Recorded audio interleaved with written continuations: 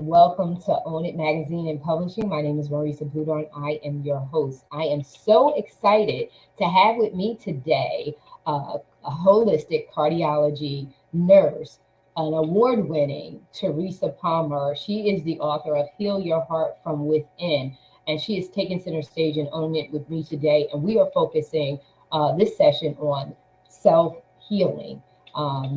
And she is amazing, and I can't wait for her to just dive on in. And so, without further ado, Teresa Palmer. Thank you so much for having me today. It's I'm a pleasure. excited to be here. Yes, to say hello to our audience and share a little bit about what's going on in your heart today. What's going on in my heart today? I thought we'd start off with something that's a little bit controversial, and it's also a lot misunderstood. And that's the topic of self healing. And self healing is really about bringing your body back into balance because illness and disease occur or develop when the body is out of balance. And unless it's something acute, and we're not talking about anything acute, we're not talking about somebody they're having trauma, having an acute illness like pneumonia or something like that. We're talking about the more chronic illness and diseases that happen over a period of time.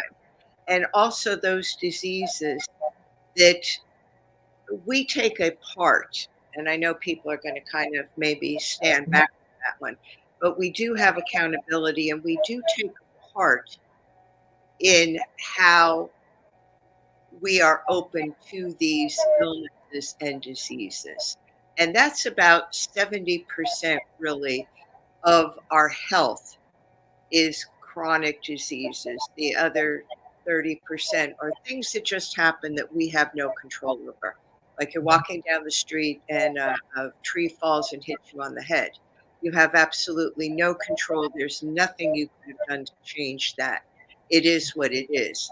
But for the majority of the things, we play a role in what happens to us. Mm, And mm. that's all part of self healing because we play a role in it. And we could also change that by our behaviors and things that we do internally within ourselves and also externally, things Yeah, outside of ourselves. our decisions, right? Our Right. decision. And we can say, we can blame, initially, our family environment, right? Because as kids, we don't know no better. We're just doing what mommy and daddy say to do as far as eating, as far as things that we do. But at a certain point, we have to shift and say, as we grow and we learn and we become independent and we're grown, so to speak, it's now our responsibility to take ownership of our decision making. And that's where I think that you're saying that it's controversial because we don't want to own that, right? We don't want to own that. It's easier for us to say it's the food, the way that the food is made. It's easier for us to say different things, but to take that ownership, and that's what Own It is all about. It's not a cute little, hey, it's your life, own it. No, I really mean serious business, because we need to take accountability for our ideology. And I think that that's a part of where you're going too, is our perspective, how we see things, and what the choices that we make based on that. And so dive into that self healing. What is the beginning process? What is the awakening of that? Uh, okay, why don't we go through a little bit about how a disease or an illness happens? And I'm talking about things, let's take an example like diabetes. I used to always tell my patients, you didn't wake up one morning and become diabetic. It's a process. It's something that could take years. It could take 6 months, 2 months, it could take 10 years. But a lot of illness and disease is because of stress. And we may not always realize that we're under stress, but when we're under stress, our body becomes stressed. And by that, I mean we start to put our body out of balance. So if you start to take something like diabetes, our body knows what to do. You know, our heart pumps blood. Our heart is our most important organ for many reasons, one of which is that it sustains life. So our heart pumps blood, nutrients, oxygen, all the chemical reactions, the electrical, vibrational, everything happens through the heart. And the cells, the organs, the muscles, the fibers, our nervous system, everything responds to this and it works in harmony. So when you have a body that's in balance, all the cells, all the organs, blood is being distributed exactly where it should be, the amount of oxygen, the amount of any other sodium, potassium, all those things are being regulated. So what happens is when we're under stress, we start to throw that out of balance. Or if Mm. we're worried about something, we begin that process of throwing things out of balance. So take something like diabetes. What happens is when we're under stress, or we're worrying about something, or we have anxiety, or we're thinking in terms that aren't life enhancing. We're thinking things like, things never work out for me. Why do I even try to do this? Because it never works out. So once that process starts to happen, it starts to affect the physical body. Your body starts to start excreting these stress hormones, adrenaline and epinephrine, and cortisol. And when this starts to happen, you're now starting the process of leading to illness and disease. So if it's something short term, say you're worried about a job interview, and that job interview comes and you do fine, okay, you stop worrying about it, the body goes back into balance. But say it's something like finances, that you're worried about your ability to sustain finances, retirement, um, house payments, anything like that. That's more of a chronic worry and a chronic stress. Even though we may not see it as a stressor, it is. So now your body starts to secrete cortisol. When your body starts to secrete cortisol, right now, what happens is your body starts to look like it's under a physical threat. So a message gets sent to the brain, and that message is the body is having a threat. There's a risk here, and now we have to start doing certain things to protect the body. One of the first things it does is it starts to shunt blood away from major organs. So it starts to shunt blood away from the stomach so that digestion is slowed, the kidneys, so that you don't have to go to the bathroom in the middle of a crisis. You're getting set to run, to leave, actually to run for your life. And the body doesn't know, the brain doesn't know the difference between a perceived threat and a real threat. So the Wow. body responds in a way to protect the body. With the cortisol, with the adrenaline, with the norepinephrine, your blood pressure raises. You start to breathe more shallow. Okay, you're not taking in as deep breaths. Um, I already said your digestion is slowed. Your kidneys aren't functioning as well as they should. You're also holding on to the energy, which is blood sugar. So that's quick energy. Sugar is quick energy. So now your body's holding on to sugar. Your body's also holding on to fat because your body doesn't know that at any time you could go to the refrigerator and get a meal. The body thinks that it's running for Wow. its life, that it's in survival. So Wow. now you're starting to raise your blood sugar. Your blood sugar is staying raised because of this perceived threat. The longer it goes on, the more your blood sugar stays raised, the more you hold on to fat. So now you're not able to really lose weight, which now causes more anxiety because now you see yourself either not losing weight if you're trying to, or gaining weight if you're not on a diet. And that becomes another stressor, another source of anxiety, another source of worry. Your blood pressure gets raised because you want to make sure that there's enough blood going to all the extremities. You constrict that blood from the organs because you want to send the blood out to the extremities so that you could fight, you could run, and the brain that you could think quickly about how to survive. So all these things are going on. And if they go on for a period of months and years, now you've got higher blood pressure. You're not digesting food as properly, and your blood sugar is elevated, and you're holding on to fat. And that sets the stage for diabetes because now your pancreas has to work harder. So as Mm. your pancreas works harder, if it goes on for a period of years, you're starting to burn out the pancreas. You really are. It's not functioning optimally. So now your blood pressure is staying elevated. You're trying to produce more insulin. You're not digesting food as properly. And the fat cells are interfering now with the ability of the insulin that you have in your body to do its job. And lo and behold, you're starting to develop diabetes. We don't always realize that, but how do you turn that around? The way you turn that around is that you start recognizing your stress and you start managing your stress.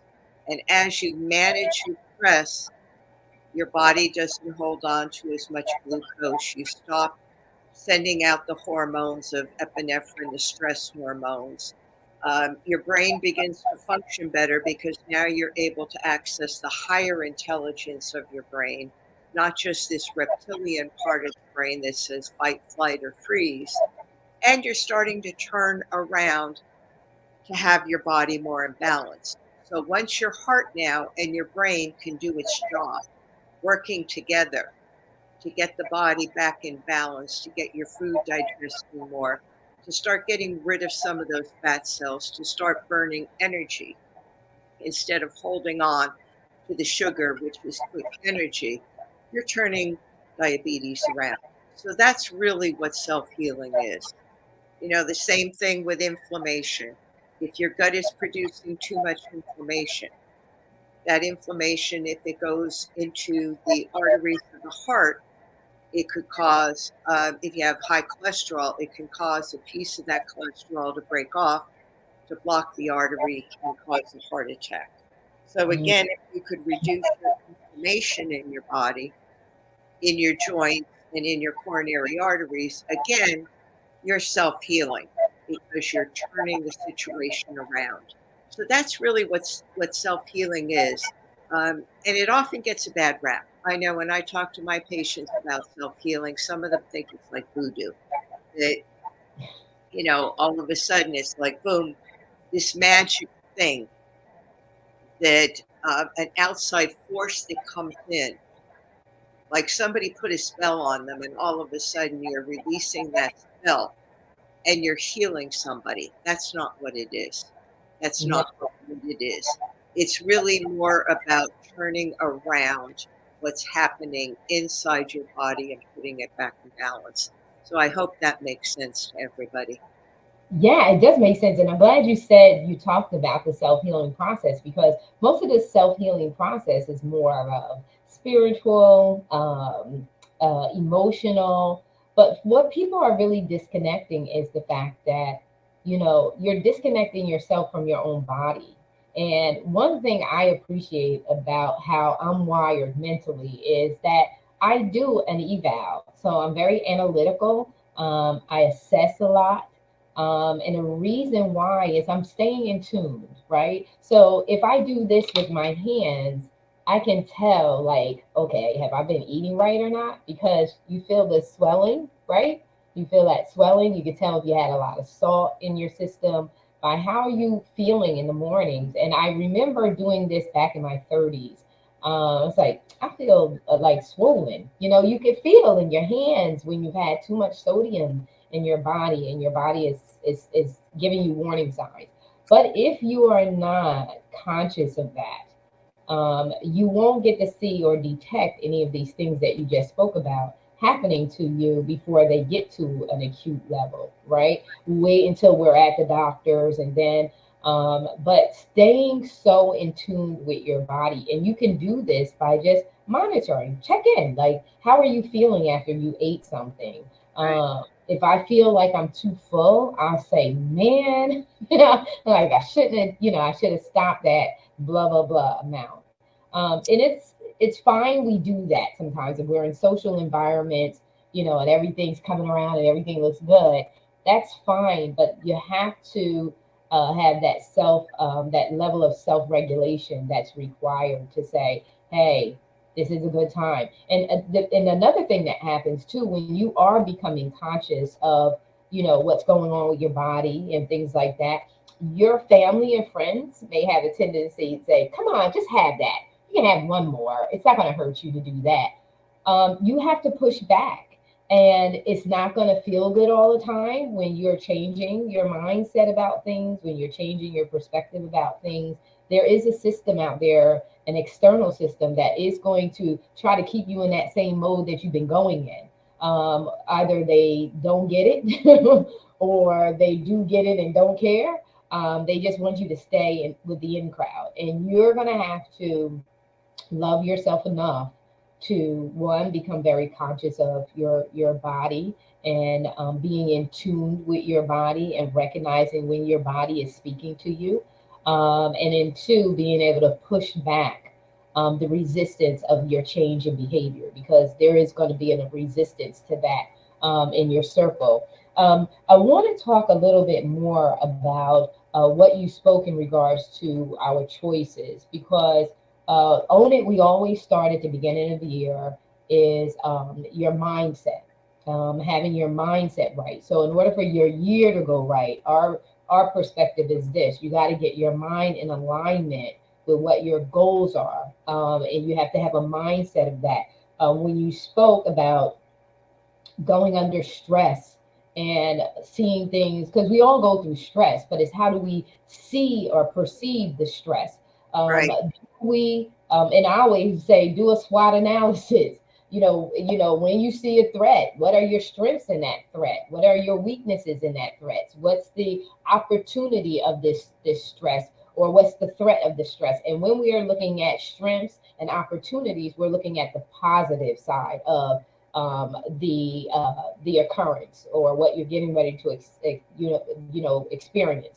Um, when we look at the weak or threat, it doesn't necessarily have to be that they're negative. We can look at them like, okay, this is an area in which I need to develop and make it stronger, or this is an area where I need to get outside resources or support systems to help me become strong in this weak area. But it's important for you to recognize where your weak area is, or where your infiltration area is. Where is the area of infiltration of something that you don't want, something that's less desired? And how can you turn that threat into an opportunity of growth and development? So if a threat is you're at a party and there's cake, there's goodies, and there's sweets around, and you're dealing with coming out of being diabetic, right?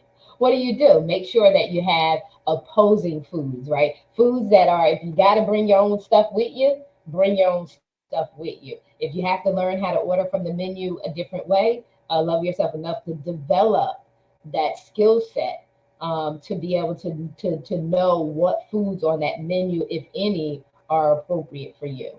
And so I want to talk about, how do they begin, healing your heart from within? How do they begin to change their mindset? What are some of the things that they could do to change their mindset? Because you said something really, really important, is that when we have the wrong mindset or perspective, we actually aid in our body shutting down from its proper functionality. So talk to the viewers in regards to, how do they begin to shift this ideology that they have, or their perspective? Yeah, it's all about perception, how you perceive things. Somebody has a gun to your head, or somebody breaks in into your house. That's a real threat. That's a real threat, and that's something that you have to deal with. Most of our threats are what we perceive. We kind of build these things in our mind. And a lot of times we also say to ourselves, I have a lot of patients that say to me, well, if I weren't under so much stress, or if this weren't happening, I wouldn't eat. Well, that's not really true, because what you're doing is you're sending the message to your brain that it's okay to be like that, and you're not processing your feelings. So, one of the things that with Heal Your Heart from Within. And really, part of heart health is that the heart has the ability to hold and process emotions, to really sit with them. What happens is we have a tendency to really just think with our brain and not use our heart. And this is going to sound strange to some people, but the heart actually has a brain. The heart has the same neuroreceptors. In fact, it has more than the brain does. So if you could take in an emotion, okay, like an emotion of, let's say, what's a good one? Pick an emotion, an emotion that would bother you. Say something like, I'm going to a party and I'm going to eat a lot of junk because I feel self-conscious and anxious around people. I'm going to be meeting new people and that scares me. Now, if you send that message straight to your brain without processing it in your heart, your brain is going to get the message that it's okay to do what you want and you're going to lose control. So when you get to that party, you're going to see all this food, all this junk, whatever. And you're going to just start to go at it because the brain is going to tell you it's okay. You're not taking the responsibility because this fight or flight sets in. The same thing like somebody's holding a gun to your head. It's the same mechanism. And it says, whew, I don't have to take responsibility for this. I could eat because I'm under this pressure. Now, if before you go to the party or on a daily basis, if you check in with your heart and you hold those emotions in your heart, okay, I'm going to be in this situation where I'm going to be meeting new people. I really don't like to meet new people because I get nervous. Maybe I'm a little self-conscious. If you sit with that emotion and process it through your heart, it goes to the higher intelligence of your brain. There's two parts of your brain, the frontal cortex and the amygdala, which is like more the reptile brain. So once you start to process the emotions and hold them, even if you can't come up with a solution, you're holding that in your heart. Your heart is saying, okay, wait a second, let's not just rush into fight or flight. Let's see what we could do about this emotion. There may not be an answer right away. And one of my mentors, Rick Jarrow, I remember him saying, sometimes you just have to sit in the oven until you're fully baked. Sometimes you have to take the heat. You may just have to take the heat going to this party because there may not be a quick solution of how could I feel more comfortable around strangers. That may be a process that takes you a while. It may be a process that you even have to work out with professional help. Who knows? But if you could sit with it in your heart, you access the higher part of your brain, which says, listen, you could go there. It doesn't mean you have to talk to everybody. It's okay to feel uncomfortable. Right. It's okay to not eat or bring your own food or, to simply say, I'm not at the party to eat. I'm at the party to try. And little by little, I'll try to socialize. Maybe I'll talk to one new person. Maybe I'll just say hi to somebody and not have a further conversation. But now you're taking that responsibility for your actions. And that's what's so crucial. And I call the process living and thinking from your heart. That we tend to only look at our heart and give it attention when something goes wrong or is perceived to be wrong. We don't look to our heart for all that it could do to us. And one thing it could do for us is turn off the stress hormones, which allows us to access the frontal cortex, which is our decision making and which is more rational. It's the higher human part of the brain. I love it. I love it. I love it. And you are saying take ownership, stay in the oven till you're fully baked. We are at the close of our first session. I'm excited there because there's so much more that we're going to dive into. And so I just want to give you this opportunity to give your closing remarks. The book is Heal Your Heart from Within. And she is an award winning holistic Cardiology Nurse, and she is one of our contributing writers with Own It magazine. So you can look forward to seeing her articles in the magazine every month. If you're interested in subscribing, just drop your email to us at tcsconsultantllc.com, and we will make sure that you are added to our subscribers list. Teresa, your closing remarks. Closing remarks, what I could tell people is, every day just put your hand over your heart, acknowledge your heart, actually feel the pulsation of your heartbeat, and know that the heart is working for you. Your heart is your greatest superpower. It's the greatest power that we have. And once we could tap into that power, we could do things that are unimaginable, and we can control our thoughts, our perceptions, our actions. We could actually be more in control not only of our health and well-being, but of our life, and It's your take life. responsibility and own it, because Yeah. we're here to do. Yeah, this is your life. Own it.